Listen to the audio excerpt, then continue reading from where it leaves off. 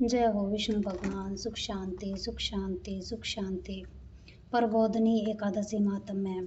ब्रह्मा जी बोले, हे मुनि श्रेष्ठ, अब आप पापों को दूर करने वाली तथा पुण्य और मुक्ति देने वाली प्रबोधनी एकादशी का माहात्म्य सुनिए। भगीरथी गंगा मनुष्य को तब तक ही फल देती है जब तक कि कार्तिक मास की प्रबोधनी एकादशी नहीं आती। कार्तिक मास की शुक्ल पक्ष की प्रबोधनी एकादशी के व्रत का फल 1 सहस्त्र अश्वमेघ 100 राजसूय यज्ञ के बराबर होता है। नारद जी ने पूछा कि हे पिताजी, एक संध्या को भोजन करने से और रात्रि में भोजन करने और पूरे दिन उपवास करने से क्या फल मिलता है, उसे आप समझाइए। ब्रह्मा जी बोले कि हे नारद, एक समय को भोजन करने से 1 जन्म का पाप दूर होता है। सायंकाल भोजन करने से 2 जन्म के समस्त पाप नष्ट हो जाते हैं। उपवास से 7 जन्म के पाप नष्ट हो जाते हैं। जिस वस्तु का त्रिलोक में मिलना दुर्लभ है, वह वस्तु प्रबोधनी एकादशी के व्रत से मिल जाती है। प्रबोधनी एकादशी के प्रभाव से सुमेर पर्वत के समान कठिन पाप क्षण मात्र से ही नष्ट हो जाते हैं। अनेकों पूर्व जन्म में किए हुए बुरे कर्मों का वह प्रबोधनी एकादशी का व्रत क्षण भर में ही नष्ट कर देता है। जो मनुष्य अपने स्वभाव के अनुसार इस प्रबोधनी एकादशी का विधि पूर्वक व्रत करते हैं, उन्हें पूर्ण पुण्य फल प्राप्त होता है। हे मुनिवर, जो मनुष्य श्रद्धा पूर्वक थोड़ा भी पुण्य करता है, उनको सुमेरु पर्वत के समान अटल फल हो जाता है। जो मनुष्य अपने हृदय के अंदर ही ऐसा ध्यान करते हैं कि मैं प्रबोधनी एकादशी का व्रत करूँगा, उनके 100 जन्म के समस्त पाप नष्ट हो जाते हैं। जो मनुष्य प्रबोधनी एकादशी के दिन रात्रि का जागरण करते हैं, उनकी बीती हुई तथा आने वाली 10,000 पीढ़ियाँ विष्णुलोक में जाकर वास करती हैं और नरक में अनेक दुखों को भोगते हुए पितृ विष्णुलोक जाकर सुख भोगते हैं। ब्रह्महत्या आदि जैसे महान पाप भी नष्ट हो जाते हैं। संसार में जितने भी तीर्थ है तथा जितने भी तीर्थों की आस की जा सकती है, वह सब प्रबोधनी एकादशी का व्रत करने वाले के घर में रहते हैं। मनुष्य को समस्त कर्मों को त्यागते हुए भगवान की प्रसन्नता के लिए कार्तिक मास की प्रबोधनी एकादशी का व्रत करना चाहिए। जो मनुष्य इस एकादशी के व्रत को करता है, वह ज्ञानवान, योगी, तपस्वी तथा इंद्रियों को जीतने वाला होता है, क्योंकि यह एकादशी भगवान विष्णु को अत्यंत प्रिय है। मनुष्य पुण्य जन्म लेता है। इसके व्रत के प्रभाव से कामिक, वाचिक और मानसिक पाप दूर हो जाते हैं।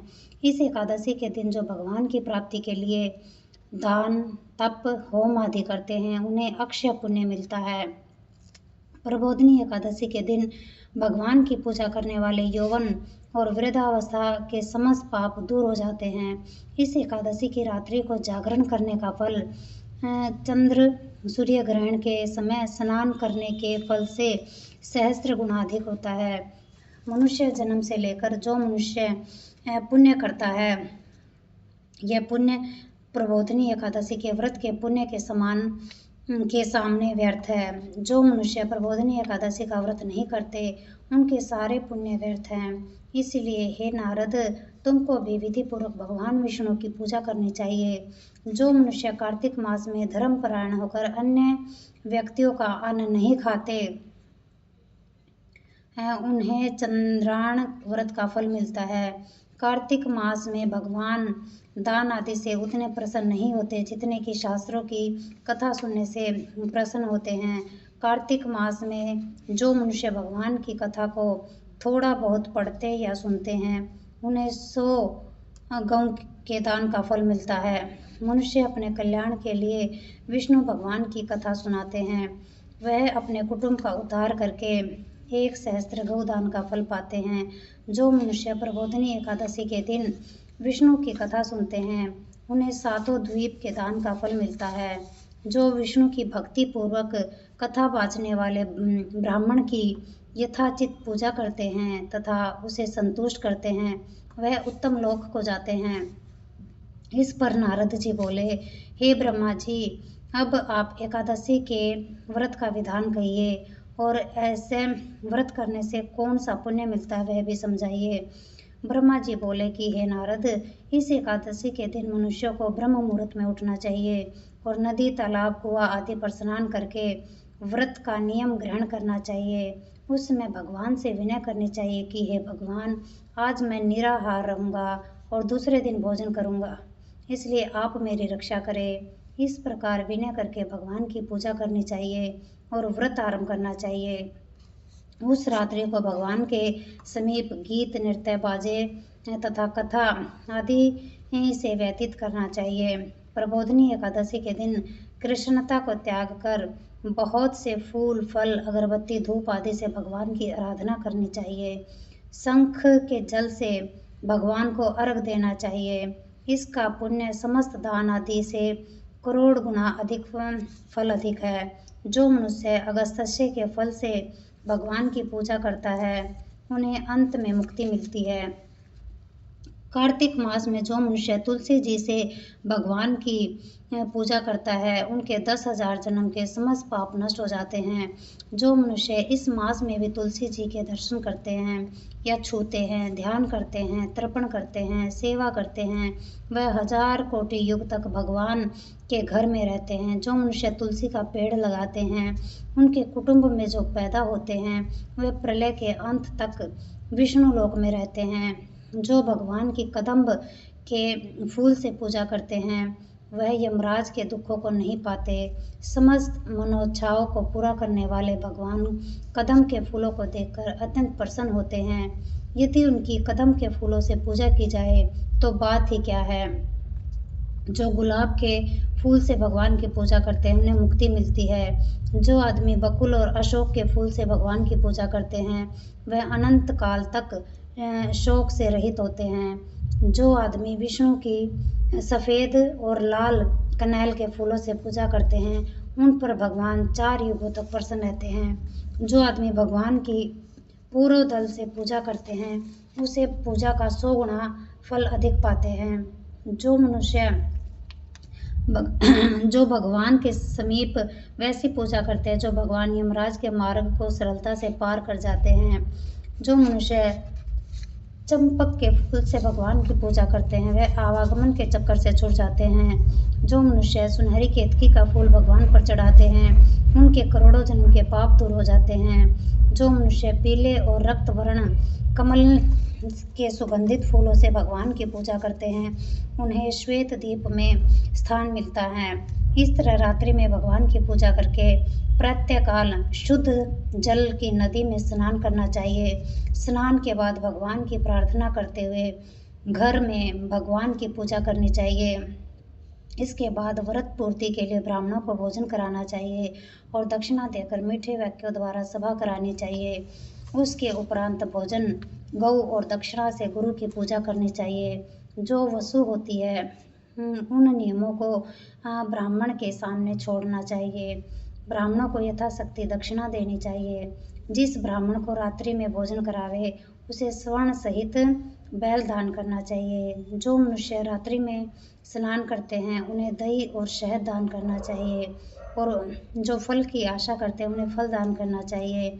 जो इस व्रत में भूमि पर शयन करते हैं, उन्हें सब वस्तुओं सहित सैया दान करनी चाहिए।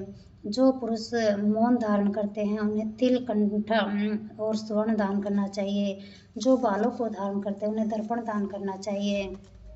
जो कार्तिक मास में पाना धारण नहीं करते, उन्हें उपान्ह दान करना चाहिए।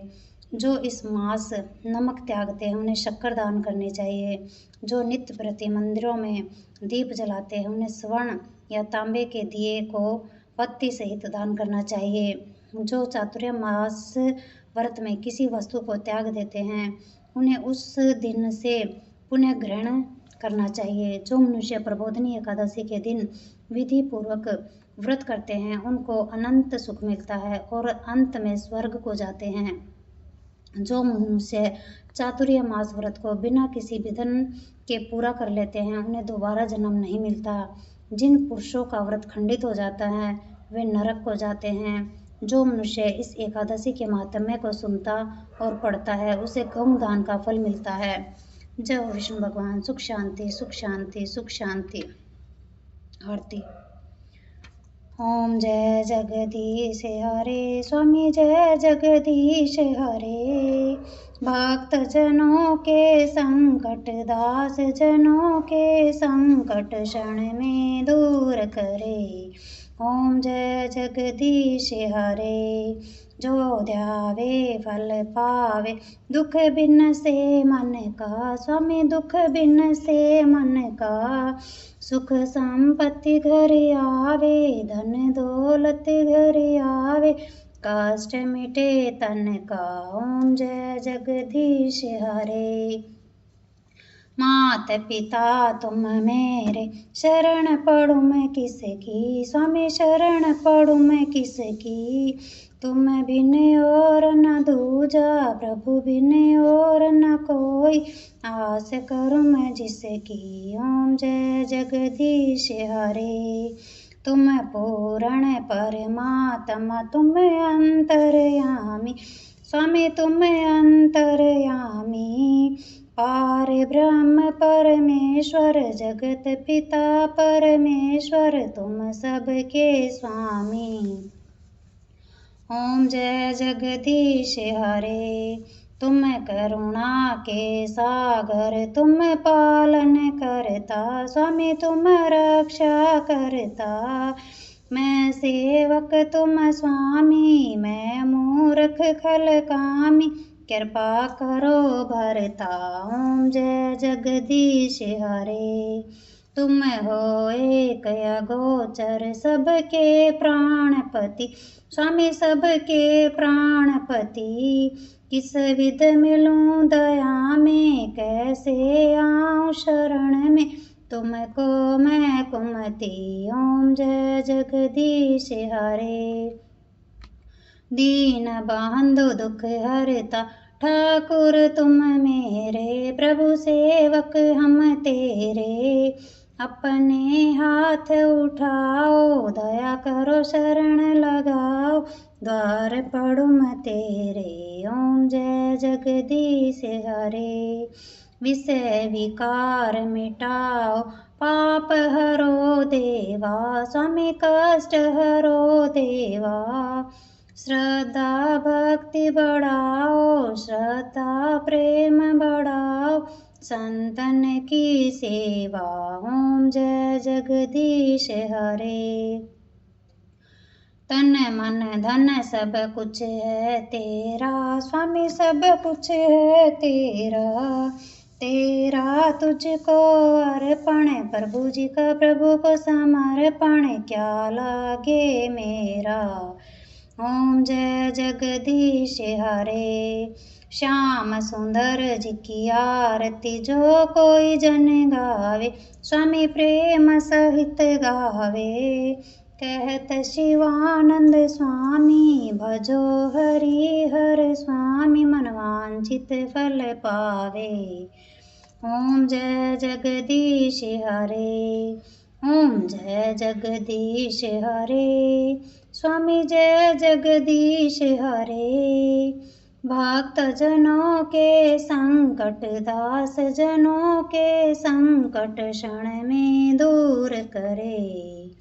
ओम जय जगदीश हरे। जय हो विष्णु भगवान। सुख शांति सुख शांति सुख शांति।